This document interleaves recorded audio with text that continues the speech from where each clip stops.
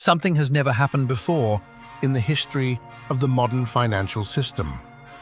A coalition of nations, representing 45% of the world's population and 35% of global GDP, is actively building a parallel financial system designed to operate without the US dollar. Not talking about it, not threatening it, building it. This is Cipher Finance, and today we cover the war that is already underway.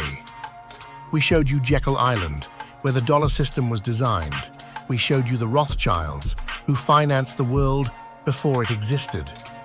We showed you the petrodollar, the mechanism that gave the dollar its global power. Now we show you the challenge. BRICS stands for Brazil, Russia, India, China, and South Africa. Since 2024, the bloc has expanded to include Saudi Arabia, the UAE, Egypt, Ethiopia, Iran, and others. The expanded group collectively controls a significant share of the world's oil production, rare earth minerals, agricultural output, and manufacturing capacity. In August 2023, at the BRICS summit in Johannesburg, leaders announced a formal expansion of the bloc and signaled the development of alternative payment systems to bypass dollar-dominated infrastructure.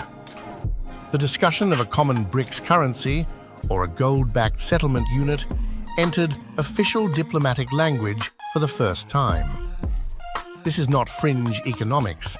This is heads of state, on record, at a formal summit. Here is why this matters.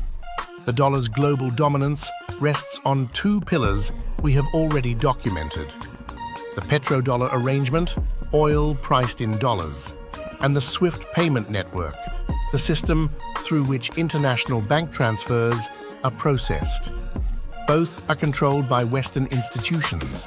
Both are now being circumvented. China launched Yuan-denominated oil futures contracts on the Shanghai International Energy Exchange in 2018. By 2023, China had settled oil purchases from Saudi Arabia in Yuan for the first time. Russia, after being cut off from SWIFT following its invasion of Ukraine, built alternative payment rails with China, India, and others. Iran has traded oil outside the dollar system for years under sanctions. The architecture of a parallel financial system already exists. It is incomplete, it is fragmented, but it is real, and it is growing. Here is the mechanism that makes dollar dominance vulnerable.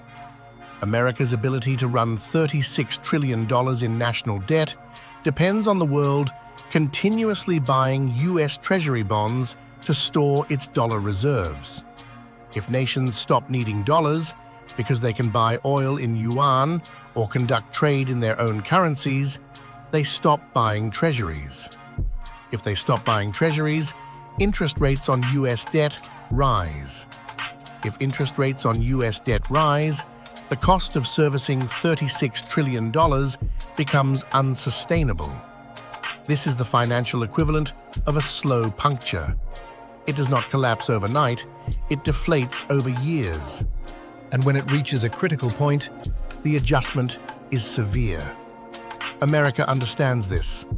The weaponization of SWIFT, freezing Russia out of the global payment system in 2022, accelerated the process it was designed to prevent. Every country that watched Russia get cut off from SWIFT drew the same conclusion. Dollar-denominated assets held in Western institutions are not safe from political interference. The search for alternatives intensified. Saudi Arabia's decision to accept yuan for oil, even partially, would have been unthinkable in 1974. It happened in 2023. The Kissinger arrangement is cracking. Here is what the mainstream financial press will not tell you. The BRICS challenge is not about ideology. It is about leverage. Nations that have been subject to dollar-denominated sanctions IMF conditionality, and petrodollar constraints for decades are building exit routes.